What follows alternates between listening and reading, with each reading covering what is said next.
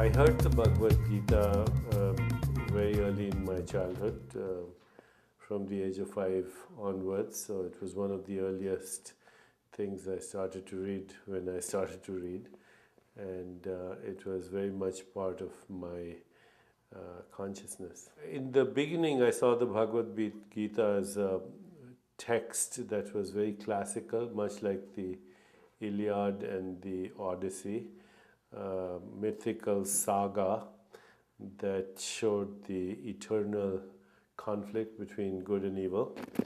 But much later, as I grew up, I realized that it was much more than that. It was an examination of consciousness and the desire of human beings, or the quest that we have as human beings to understand ourselves. That it was a map, you might say, for exploring the territory, and that leads us to find out things about ourselves. Who are we? Where do we come from? What's the meaning and purpose of our existence? Do we have a soul? What happens to us after we die? Does God exist? Does God in fact care about us? How can we get in touch with that source that we call consciousness? Is the consciousness behind our thoughts also the consciousness responsible for all the intelligent activity of the universe?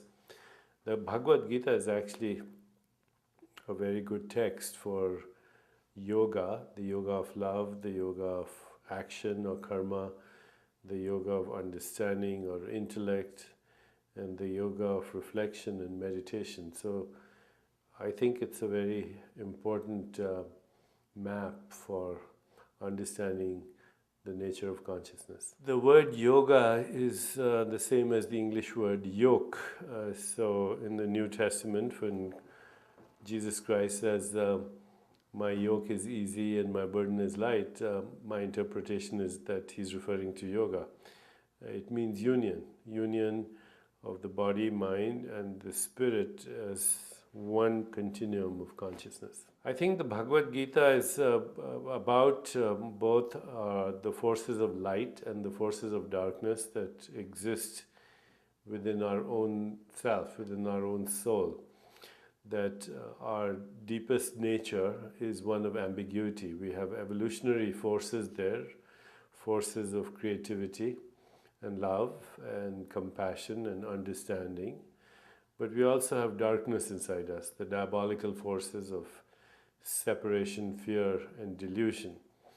And in most of our lives, there's a battle going on within ourselves between the sacred and the profane, between the evolutionary impulses and the destructive tendencies that we have, between creativity on the one hand and addictive behavior on the other hand, between the divine and the diabolical, between the light and the shadow, between the sacred and the profane. So the Bhagavad Gita is an understanding of this battle that we have in our consciousness that ultimately is played out in the battlefield that we call our physical bodies and the physical universe.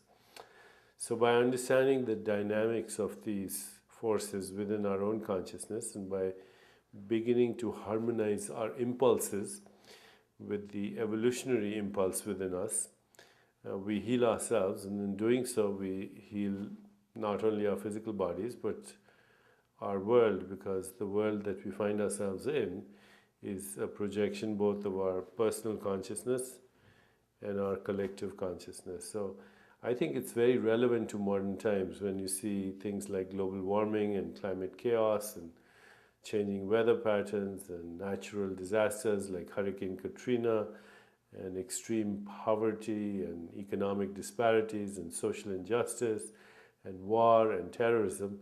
These are the projection of a collective consciousness that's in disarray, of a collective consciousness where there is a rift in the collective soul, a collective consciousness that is evolving but is going through a lot of turbulence.